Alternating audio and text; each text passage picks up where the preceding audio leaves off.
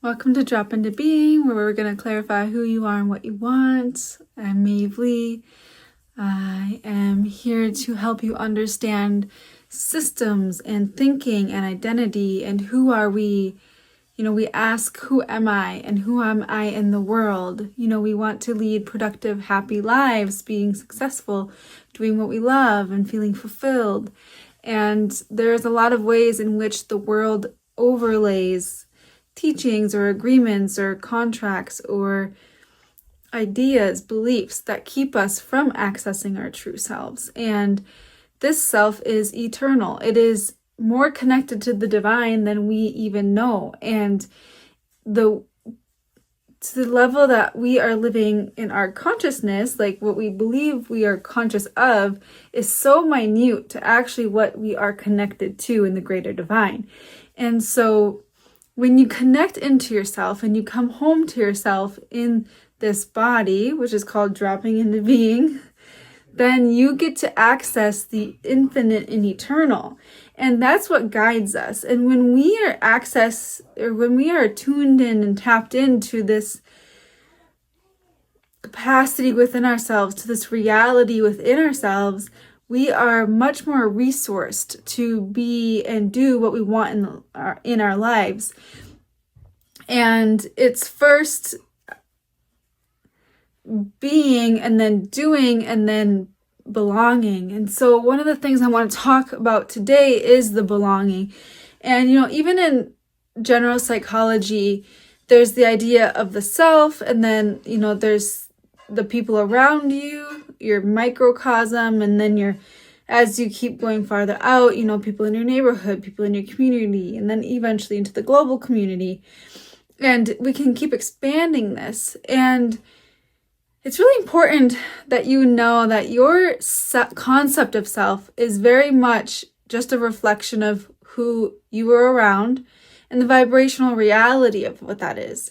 So if you're around people who are lighthearted and joking and had an easy marriage, or if there was a lot of help in your family, and so you interface with a lot of caregivers that were joyful and loved to see you every time they saw you, and they had energy for you, then you probably grew up and now feel like you have resource within you. You easily access your own resources and can manage your own experience very well, because you grew up with this internal imprint of having been well-resourced.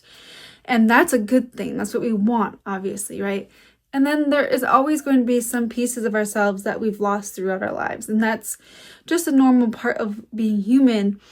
And if you grew up in a less advantaged household, a less resourced household, then instead of being experienced and supported, you learned that you're not, right? You got the opposite experience, which is, I can't be met. What's happening around me is unpredictable. Maybe even if the caregivers were distracted by their own mental health, maybe you had your provisions, but they were just distant and were unable to interact and really have a connection, a bond with you.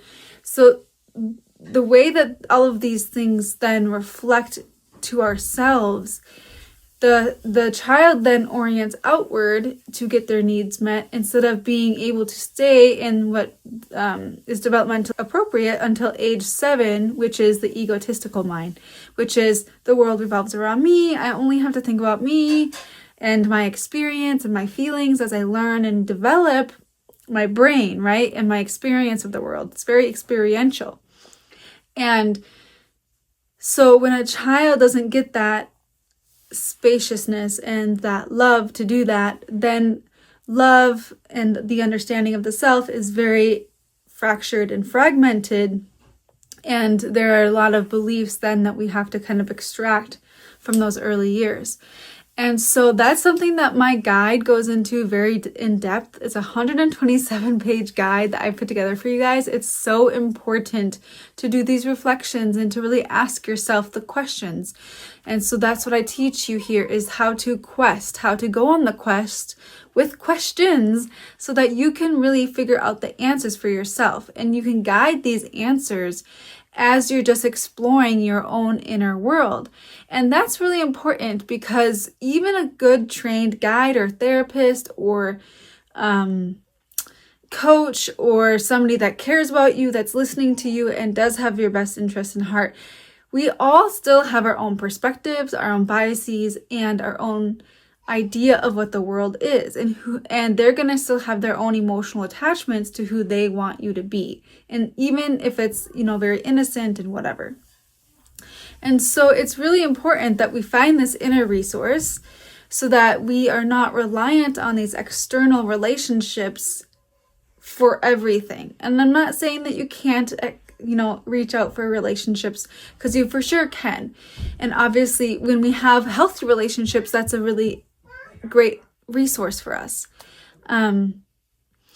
There's always this kind of gap between when we're ending our codependency and we're really deciding to be ourselves and to live ourselves and be expressive in the world and to, fuck everything and just do what we want, right?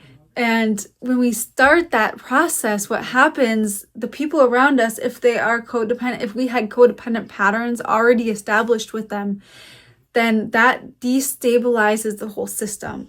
And so then one thing I suggest is you telling people, hey, I'm really on this quest. I'm going to really work on myself this year or this month. I'm really looking at myself in this way, and I'd really love your support. But really, ultimately, we can't do anything to keep their reactions appropriate. We can't get them to behave or support our evolution. And that's precisely when, in kind of those Eastern traditions, philosophies, they talk about non-attachment, being unattached to the people or places or ideas, even of ourselves or the things that we have in our lives, because as we evolve, which is the only promise we have in life, is change. And as we evolve as a human being, which is what we're here to do, to learn and expand and experience the totality of what life is, then we are going to experience the loss of people that we had bonded with. And especially if we have a trauma bond to them, if we have these dysfunctional patterns that had served as I think this person loves me because of this and this, but really it's a dysfunctional pattern that's keeping you stuck. It can be very hard to let those people go. And so that's the time that we practice not being attached and really leaning into our inner resource. And then as you're learning and evolving, you're going to start attracting different people. You're going to start noticing those warning signs early on and be like, oh, I don't want to actually interact with this person. I don't want to further these patterns in my relationships. And then you'll start saying no earlier. That's the real trick. And then as you're doing that, it takes a couple years. So really allow yourself the time and expression. And so when I say, as you're learning to drop into being, into understanding who you truly are, it's really important to do this with a foundational capacity for compassion for yourself and others ideally, but really as long as you have compassion for yourself, then you will naturally have compassion for others. And then secondarily, you're going to practice conscious awareness of the moment. So you're going to practice awareness in the present moment. And because this allows us then to see the patterns at play. And when we can see the patterns that we're either playing into or that we want to continue, but we know they're not good for us, then we can interrupt those patterns and make a new neural pathway. So we can catch the ideas or the beliefs or the thinking that I don't know if maybe I should stay and at this job, even though your boss never listens to you or never takes your ideas, and you're not going to get a raise instead of taking this new offer, right? And even though that change is scary, you're wondering if you should stay where it's it's in the known. And so in these times of change, when our evolution is up for an upgrade, we then are here to master the cycle of process of self-change. And so I'm about to record the masterclass for that, and so stick around, because I'll be teaching these foundational skills in that masterclass all in one space for you. So thanks for being here with me. And so as we're evolving and we are understanding that there's this gap between where we are and where we want to be, and in that gap is everything. That's our free will. That's where we get to experience initiate and act upon our free will, because we can't always change what has happened to us. And sometimes there's things in life too that are just random or destined, and we can't change those either. However, we can influence our response to these things. We can decide what our response to life is. And so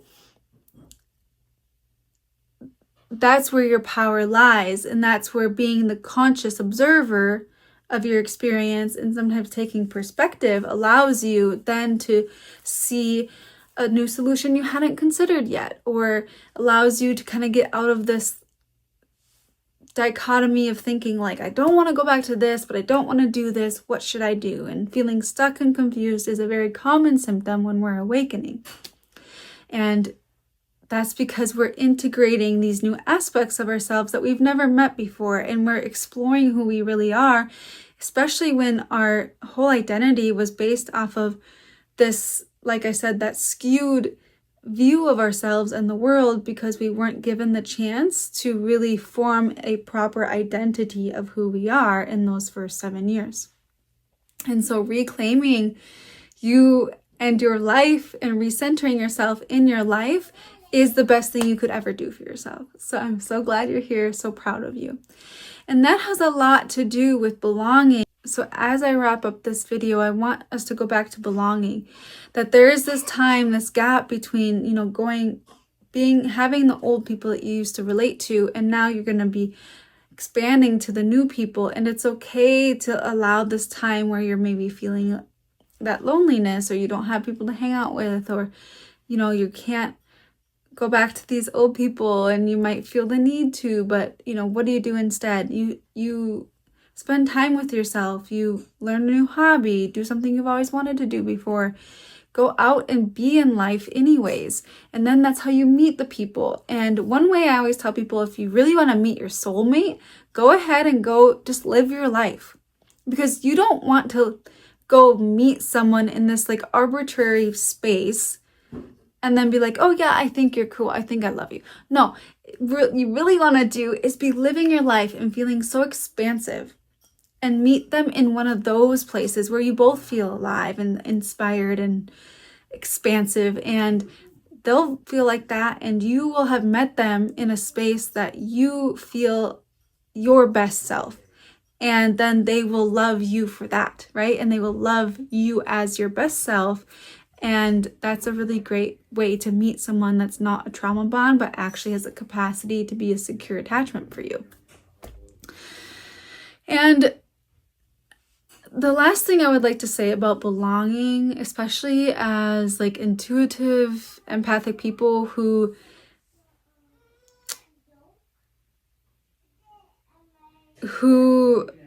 haven't always had a good relationship with belonging around and with people, is just take your time as you're doing this. Really be reflective and be selective about which thoughts you're allowing to root into your mind. So like if you go out and you're experiencing something and you're like, this is super uncomfortable, I don't want to be here, I don't want to meet anyone new, I don't know how to experience this, or I'm not a social person, or things like that. It's really important that you remember everything is just a skill set away.